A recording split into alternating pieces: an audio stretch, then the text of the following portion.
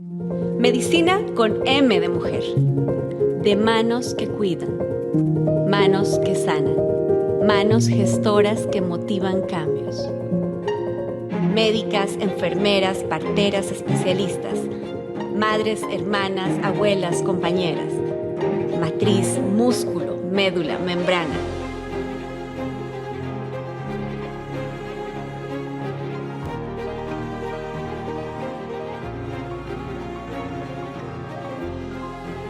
Claudia Varela, coach, speaker de liderazgo, autora de Diversic y columnista de Semana. Más de 15 años como gerente general en diferentes multinacionales farmacéuticas. Actualmente, gerente general de Norte de Latinoamérica para Biomarín. Miembro de juntas directivas de fundaciones de apoyo a mujeres como Empodera. Nombrada como una de las mejores 35 gerentes generales en Colombia 2023. Claudia es madre de 3 hijos y 2 perritas rescatadas. Diseñó un modelo personal para trabajar el propio plan individual desde su mentoría. Es profesora del MBA en liderazgo en la Javeriana y convencida del equilibrio alma, cuerpo, mente. Hola a todos y bienvenidos a un episodio más de Medicina con M de Mujer. Y yo sigo de plácemes en Bogotá, entrevistando a estas mujerones colombianas que definitivamente son no solo un referente, sino inspiración para todas las mujeres de América Latina. Y hoy tengo una que seguramente ustedes ya han leído, ya la conocen porque es muy activa. Estoy feliz, Claudia Varela, de tenerte en Medicina con M de Mujer. Bienvenida. Pues qué felicidad esta invitación. Muchísimas gracias, estoy muy feliz de estar acá. Antes de pasarnos a tu historia profesional, que es riquísima y llena de lecciones, creo, para todos los que queremos trabajar, proponer, pero también mentorear y desarrollar una estela de liderazgo, porque sé que eso lo has hecho. Cuéntanos un poquito de tu vida personal, dónde naciste, en qué entorno creciste, qué estudiaste, por qué elegiste tu profesión. Bueno, esa historia puede ser larga, pero te voy a tratar de resumírtela. Bueno, yo nací en Colombia, soy colombiana. Tengo una familia... ¿En qué ciudad, Claudia? Nací en Pereira. Pereira, en el eje cafetero. Sí, en el eje cafetero. Que es un lugar hermoso. Y fíjate que viví en otras ciudades y me siento de corazón muy caleña porque viví muchos años en Cali. Soy como muy cálida, quizá por eso me gustan las tierras más calientes, el mar y el sol, y, en fin. Entonces te cuento que yo estudié comunicación social. Siempre quise, pero terminé metida como en el mundo corporativo y en el mundo de empresas. Hasta ahora estoy como realmente ejerciendo mi profesión de comunicación, porque escribo y demás. Quería contarte algo muy particular en mi familia, y es que mi mamá fue ama de casa, o es ama de casa. Mi papá pues fue empresario, fue emprendedor siempre, pero mi papá tuvo una visión muy bacana conmigo, porque él siempre pensó, cuando tenía como 7 años, esta historia la he contado, le dije, papá, ¿yo por qué estudio? ¿Para qué? Si yo al final voy a terminar siendo ama de casa, o sea, claro. Si eso es como lo que hace mi mamá. Y él me dijo, tú vas a hacer lo que tú quieras hacer, entonces tienes que estudiar. Y yo dije, bueno, eso me motivó un montón a aprender y demás. Y me pasaron 1.000.000 de cosas, me echaron de colegios porque yo era súper inquieta. Hoy pues mi papá sería el que estaría tal vez demandando al colegio. En esa época había autoridad y te decían no te vas. Y bueno, eso pasó. Estudio esto, comunicación, porque me interesaba mucho entender el ser humano. Eso era más lo que yo quería, y hacer reportería y poco de cosas. Que ¿Dónde estudiaste comunicación? En la Javeriana. En la Javeriana. Luego estudió marketing. ¿Cómo pasas de comunicación a marketing? Porque me empezó a gustar el mundo de la publicidad y siempre desde como el consumidor, desde el comportamiento humano, fíjate. Y termino en eso, mi vida me lleva por otro lado, termino de gerente general, pero bueno, vas muy rápido. No sé si lo han notado, pero ese es el ritmo de todas las mujeres que sentamos en Medicina con M de Mujer. Espérame, uno no va de estoy estudiando marketing a soy gerente general. Eso no pasa claramente así. Pasaron un montón de años antes. A ver, vamos despacio. Entonces, estudias comunicación y tú querías ser reportera, querías tener una vida alrededor de la narrativa. Sí. De repente dices, fíjense que en el marketing hay una forma de acercarse al comportamiento humano a través de las decisiones de los consumidores. Y ahí estabas Sí. Y eso, ¿cómo empata laboralmente? ¿Dónde empezaste a trabajar?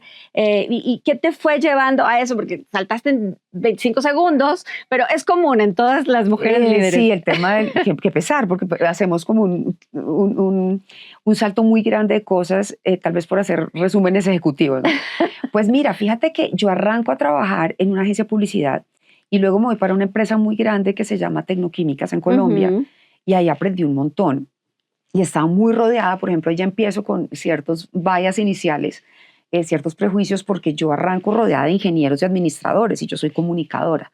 Entonces el tema era súper difícil porque yo tenía que saber de números así, y pues eso no fue lo que me enseñaron en mi carrera. ¿Y estabas en Tecnoquímicas en marketing? En marketing. Yo arranco a trabajar en marketing porque venía publicidad. Y si hay una profesión que es numérica, es la mercadotecnia.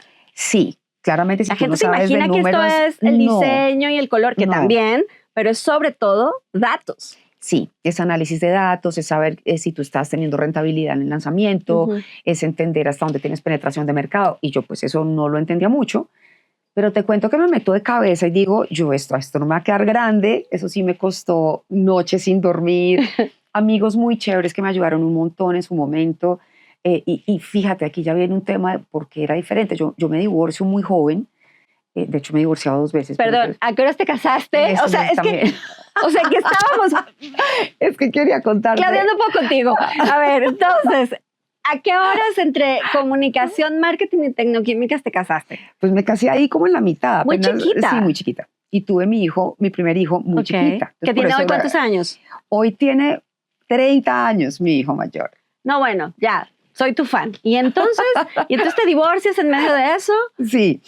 Entonces me divorcio en medio de eso y tengo a cargo a mi hijo, ¿Sí? Se llama Martín, y yo estoy solita con él y yo, créeme que, y por eso venía el cuento de mi hijo, porque yo pasaba noches enteras sin dormir, porque en esa época no tenía laptop, pues eran muy caros, no me daba. Entonces me tocaba quedarme en la oficina haciendo cosas que seguramente otros podían hacer más rápido, pero a mí me tocaba deglutirlo y yo podía pasar la noche entera en la oficina. Y llegaba por la mañana, me bañaba y lo sacaba. Tenía una niñera que me ayudaba, una persona obviamente, pero llegaba por la mañana a sacarlo al bus, porque para mí era muy importante, al bus del colegio, porque era muy importante que él me viera en la mañana despertándolo, bañarlo, darle su desayuno, en fin, todo lo que hacemos las mamás, y lo despachaba para el colegio. ¿Ni se enteraba que tú no habías dormido? No. ¿Estabas en blanco? No, él no se enteraba. Qué maravilla. Creo que no se enteró muchas noches que eso pasó, porque pues no fue una, fueron muchas. Ya luego logré el laptop prestado. Entonces me iba, lo acostaba, me quedaba trabajando y volvía a ir. Fue duro, pero aprendí un montón. O sea, eso fue como un MBA en vivo, sí, claro, en vida real. Después de eso, pues mi carrera empezó a dar unos saltos muy grandes y del marketing aprendí mucho y me ofrecen cosas ya en Bogotá. Entonces yo estaba en Cali, entonces me vengo a Bogotá, ahí me vuelvo a casar y ahí tengo otros 2 niños, yo tengo 3 hijos, y ya empiezo una vida diferente también, y entro en un mundo que es el de las enfermedades huérfanas. Ahí soy responsable de una startup en una empresa que se llamaba Genzyme, que era una de las primeras biotecnológicas globales. Claro. Que luego digamos que la compra Sanofi, sí. Y ya me voy para Sanofi. Pero digamos que en ese proceso de carrera pues tuve que crear una empresa. Fue lindo crear empresa con un presupuesto pues gringo, porque ahí pues obviamente no es como un emprendimiento como el que tú hiciste, es un emprendimiento difícil, local, de llevar a resultados muy grandes, pero pues tienes un músculo financiero diferente. Claro, pero a ver, quiero hacer un stop aquí, porque... Claro. En esa escena me la quedé en tu escena de desmañanada, me baño, aquí no pasa nada, desayunamos, te llevo a la escuela, al autobús. ¿Qué piensas, Claudia, de esta frase del equilibrio entre la vida profesional y la vida personal que persigue tanto a las mujeres líderes? Porque sé que te lo han preguntado 1800 veces. ¿Qué opinas de eso? Me va a tocar hacer un salto en la vida para poderte dar mi opinión. Adelante. Y luego regresamos las veces que quieras. El salto es al contrario, el futuro. Porque hoy te puedo dar una versión un poco más equilibrada, justamente.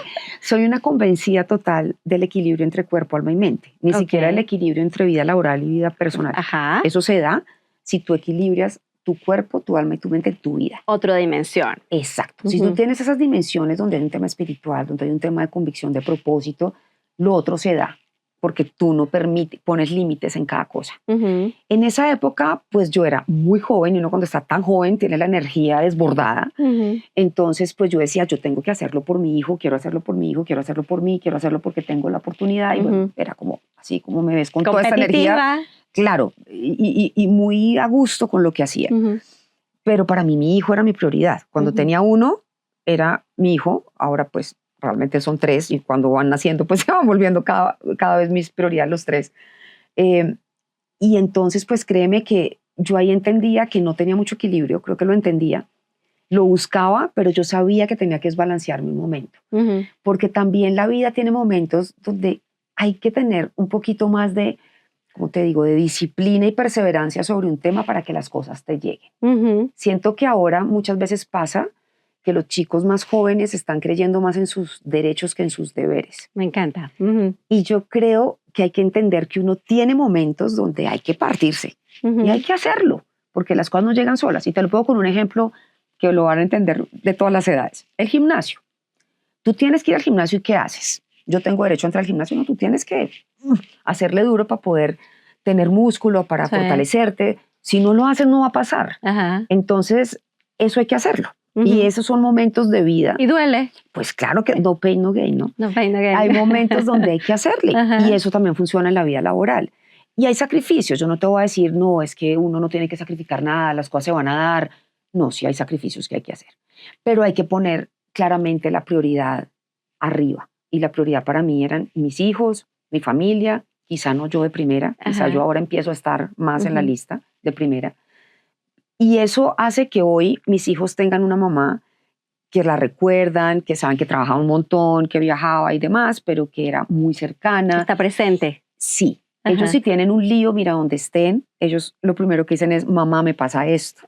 Y eso me hace muy feliz, porque sé que fueron años donde ellos me ven también como un ejemplo. Mi hija más chiquita siempre me dice, mamá, tú amo lo que tú haces y yo quiero ser mejor que tú. Y yo digo, ya eres. Y eso me parece lindo, ¿sabes? Es otro modelo, pero sí hay que sacrificar cosas. Pero fíjate que no es tan común eso de decir, es que mis principales fans son mis hijos. Porque no necesariamente, al contrario, ¿no? Entonces, bien interesante. Ahora, me contabas que te vuelves startupera, ¿no? Esta responsabilidad de echar a andar una empresa de biotecnología. Sí. Que además creo que los primeros pasos de compañías como Gensami en su momento y otras, pues han hecho un camino nunca fácil para otras compañías que han venido. Absolutamente. Y que para quienes nos están escuchando estamos hablando de estas enfermedades poco frecuentes que representan muchas patologías, pero en porcentajes muy pequeñitos de la población. Y entonces ahí hay un debate enorme de muchas cosas. Entonces a ti te contactan y te dicen casi, pues Claudia, aquí está la laptop, ¿no? Réntate una oficina y empieza, ¿no? ¿Qué significa para quienes no están relacionados con este mundo, primero de las startups y luego de la biotecnología? ¿Qué es empezar una empresa de biotecnología? Porque tú dices, bueno, traía el capital de una compañía americana, sí, pero eso no lo hace más fácil, porque además traes en el portafolio productos súper complejos. Entonces, me gustaría que explicaras un poquito más de eso, de ese momento y ese reto. Súper buena pregunta. Pues mira, ya había un par de personas, o sea, digamos que ya no me tocó desde la compra de la laptop, pero sí faltaba todo por hacer. ¿Cuál es el secreto de eso? Saber rodearse. Yo creo que un líder lo primero que tiene que hacer es saber con quién construye equipo. Y el construir equipo no es solamente tener gente con un gran coeficiente intelectual o con una gran hoja de vida. Seguramente eso es importante, la parte técnica lo es. Pero es saber estar rodeado de gente que tenga buenos corazones y que tenga también la cabecita para hacer las cosas. Que tenga, yo digo siempre que el pace es cuando tú eres runner, sabes que tienes que tener un nivel y puede que el tuyo sea de 4, de 5, de 6, lo que sea, pero que todo el mundo tenga el mismo, no que alguien se quede. Entonces yo siempre, digamos que ahí me metí mucho a crear un sistema donde tuviéramos buen corazón y un buen pace para que las cosas pasaran. Y sobre todo entender cuál era el logro y la meta que teníamos. Y sabes que la misión que teníamos desde siempre, además de, obviamente, las lógicas individuales de empresa, que son pues, lograr los objetivos financieros y pues tener tu bono y demás, que eso está pues, chévere, siempre se da.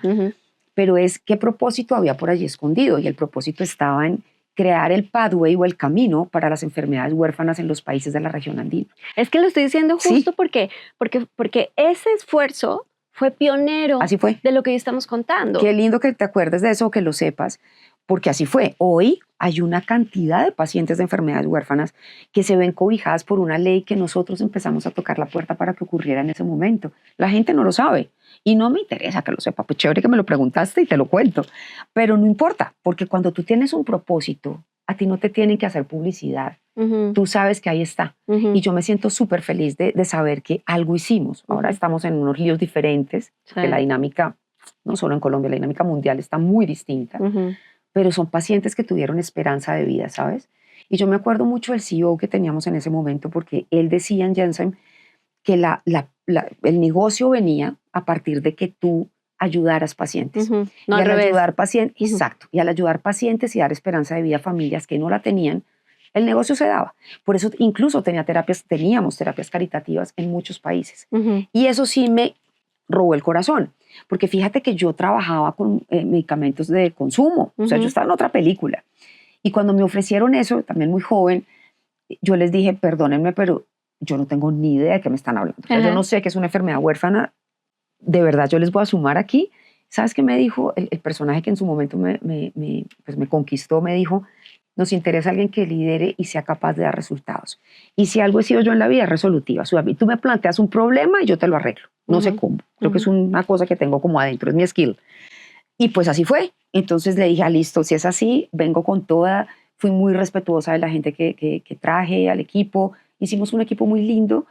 Yo hoy me siento muy feliz de decirte que cuando miro hacia atrás, hoy la gente que estuvo conmigo en esos años es súper exitosa hoy y le ha ido súper bien.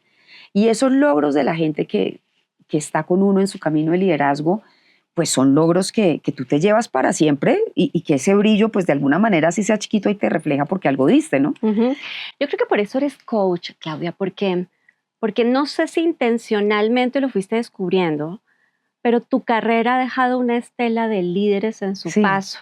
Y cuando yo estaba un poco indagando sobre ti, investigándote, encontré eso como una característica.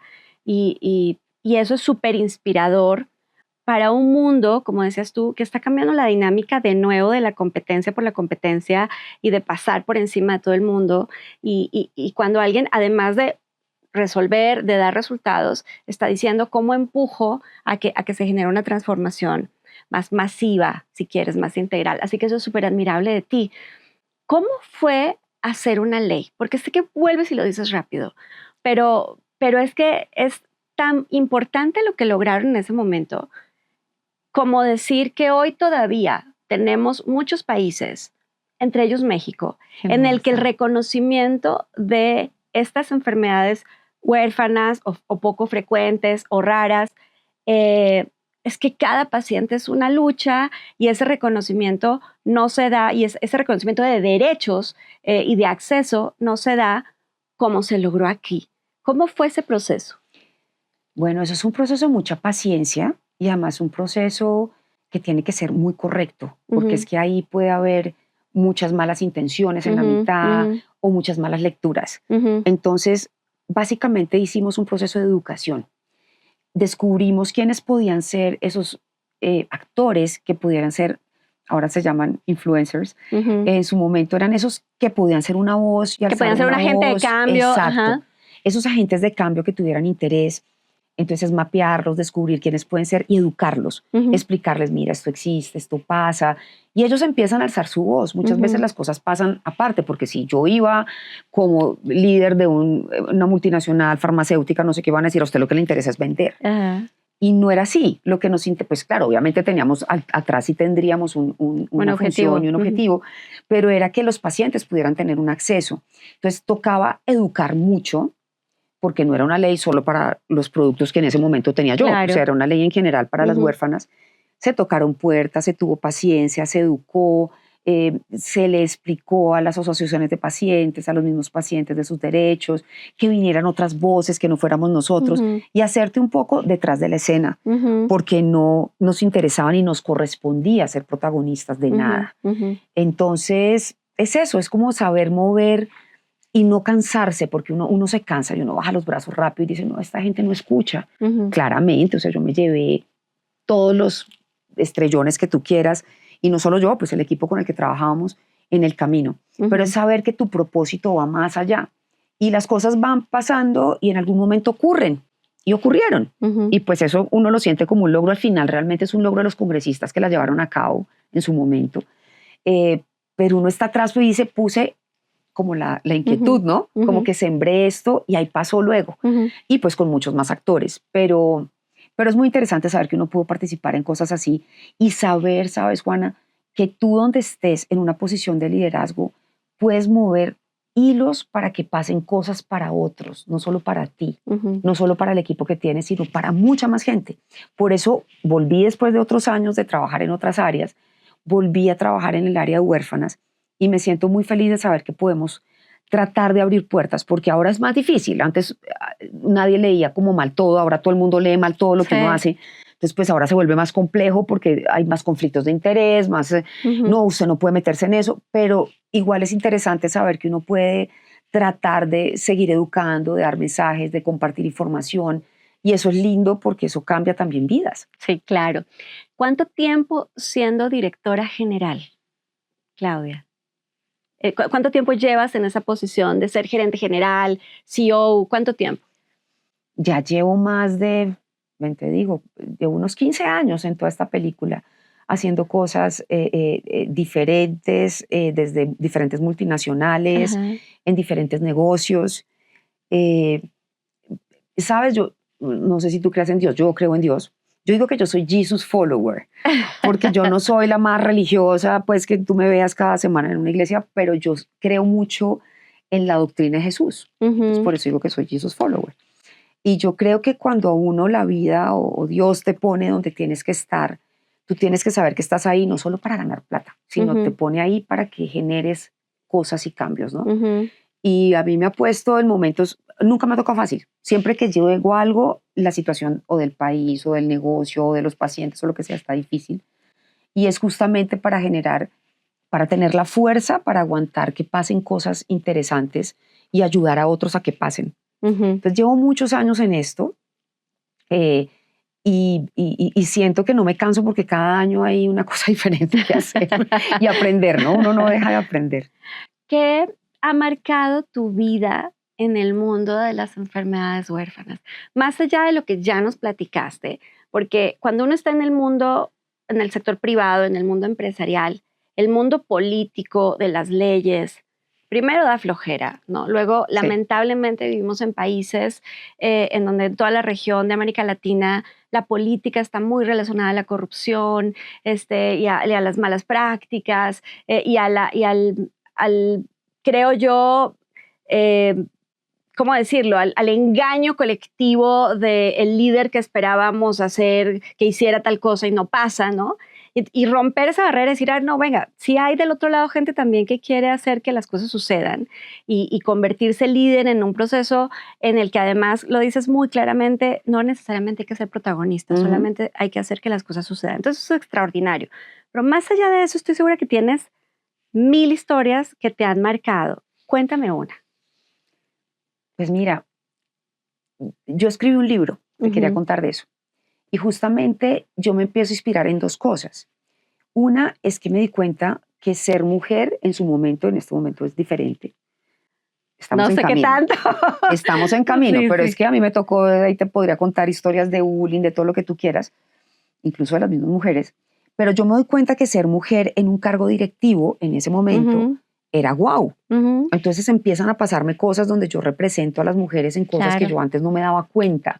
Porque tengo una personalidad que a mí me ayudaba a no darme cuenta en el mundo corporativo que yo era mujer. O sea, a mí me daba igual. Es que eres la primera que... Sí. Ah, sí es cierto. Y yo decía, mira, es verdad. Él ha logrado... Nunca me...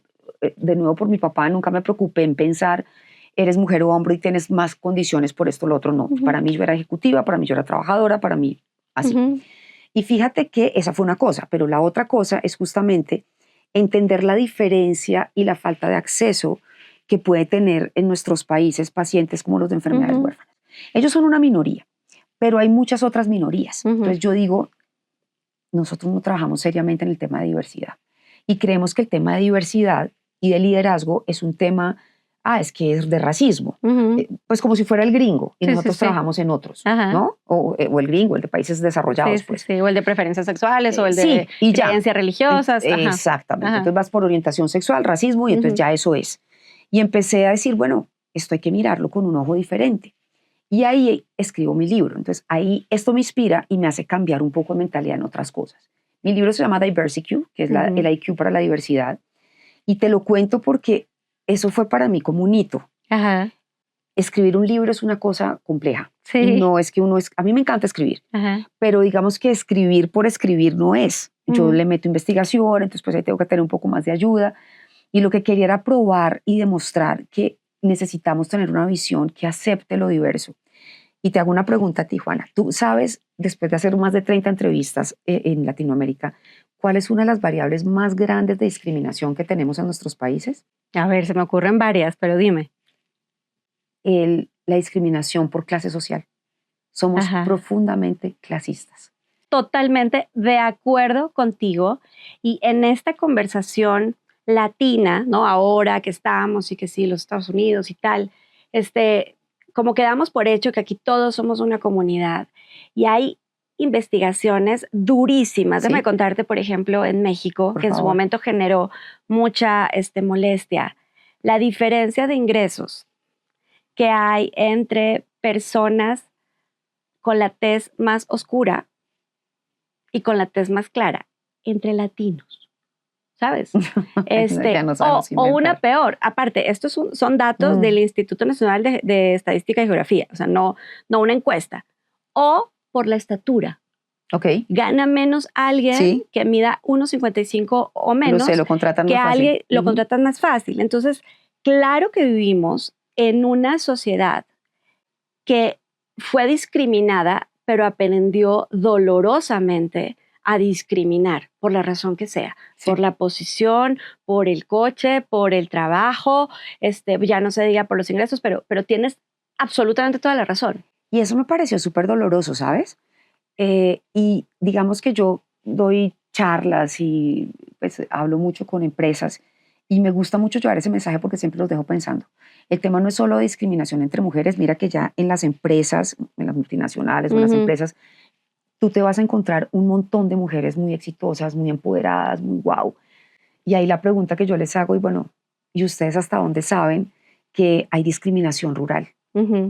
Nosotros en Colombia tenemos, como en México también, casi el 60% de mujeres rurales que están sin educación completa y que siguen en un tema, digamos, de machismo, donde no pueden estudiar, no pueden trabajar, tienen un montón de hijos. Y ahí seguimos, pero como estamos en esta burbuja linda ejecutiva, creemos que ellas no... Que ya lo resolvimos. Sí pasa, y ahí es donde tenemos que también meter fuerza. Entonces la pregunta que yo le estoy haciendo hoy a muchas mujeres es, y tú desde ahí, de esa posición que tienes y ese poder tan bonito que tienes, ¿qué estás haciendo por otros? Y pues me gusta dejarla aquí también planteada, porque no es solamente, muchas ya tenemos un poder divino y se nos ve, y me cuento dentro de ellas y muchas que trabajan conmigo y que vemos y que tú entrevistas y demás. Pero ahí el tema está en pensar mucho en otras que tenemos también que ayudar y ayudar a que esas brechas se acaben. La discriminación es un hecho, los prejuicios son un hecho y el clasismo en los países de Latinoamérica es un hecho.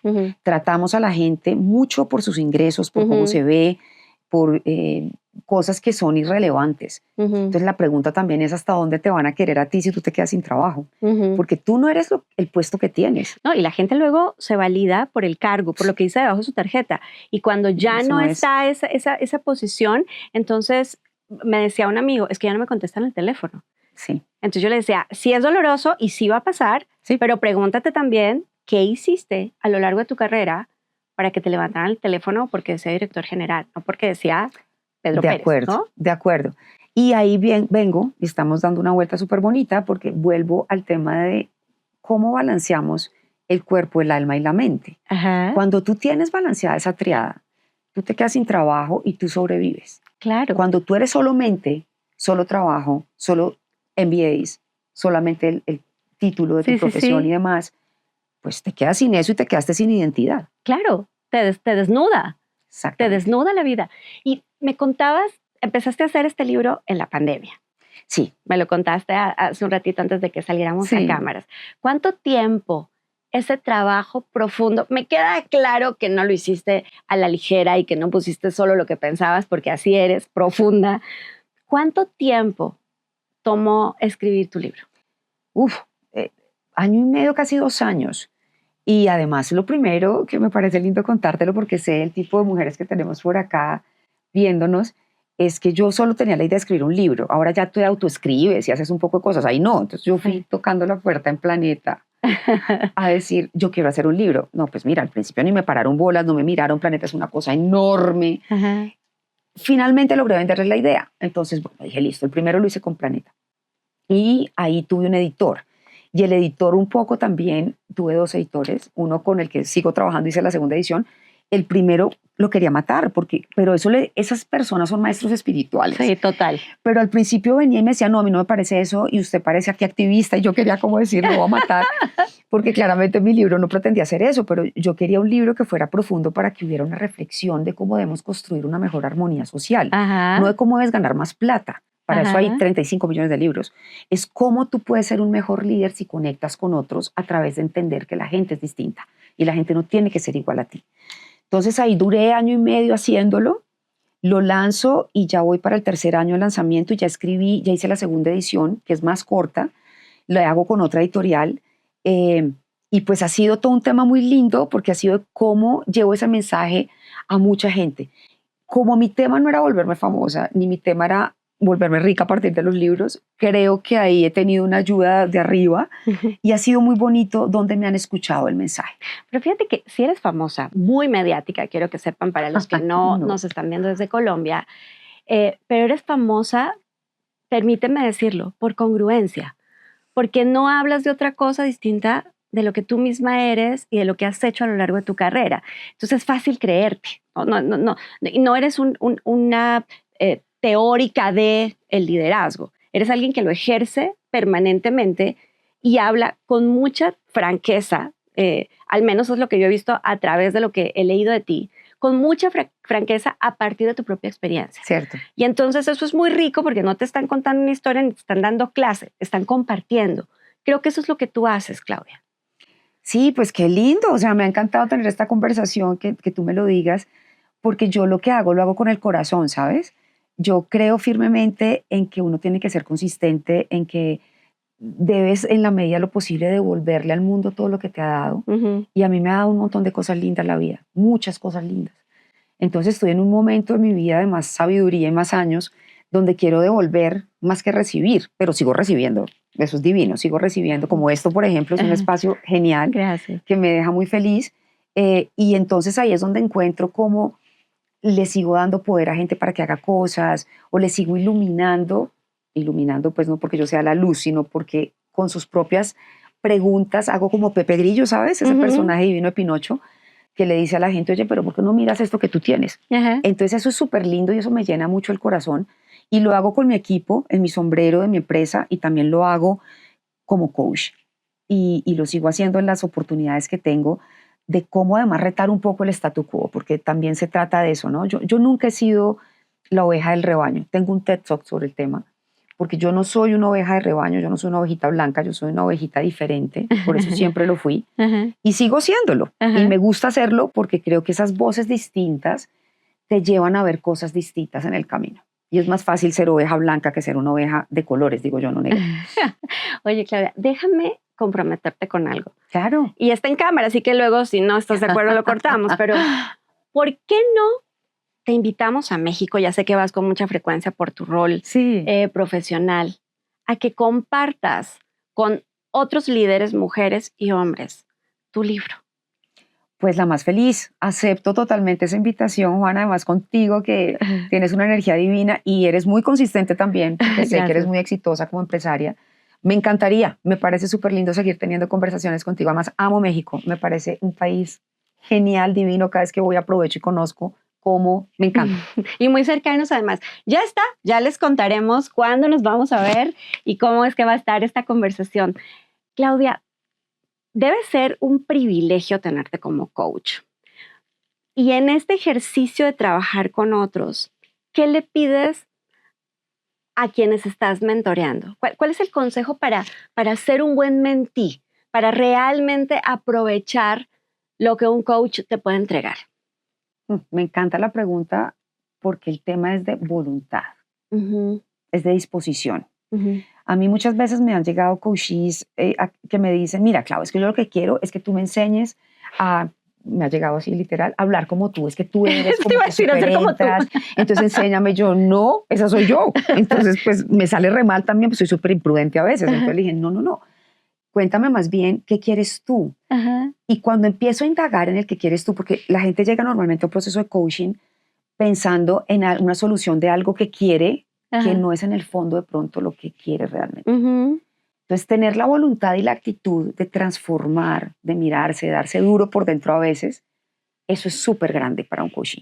Si tú quieres hacer un proceso de coaching que realmente te lleve a algo, tienes que tener la disposición de cambio y de escuchar. De pronto no escucharme solo a mí, sino escucharse a sí mismo, de hacer las tareas.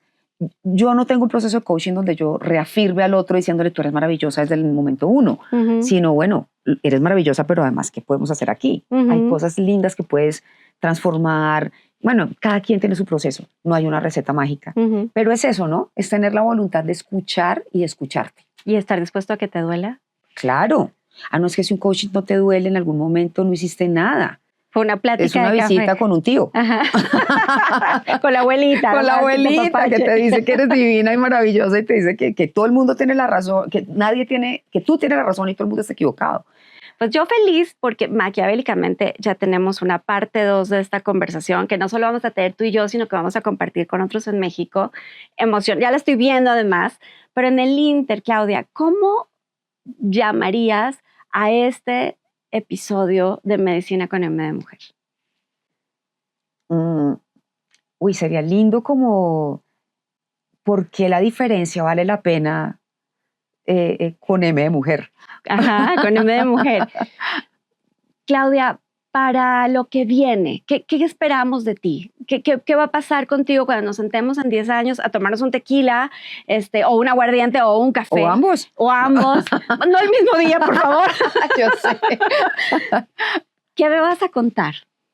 ¿Qué habrás logrado? ¿En 10 años? Un montón de cosas. Supongo que estaré en una fundación, trabajando muy duro en una fundación que ayude mucho a cumplir sueños y que permita seguir cumpliendo sueños a niños y niñas.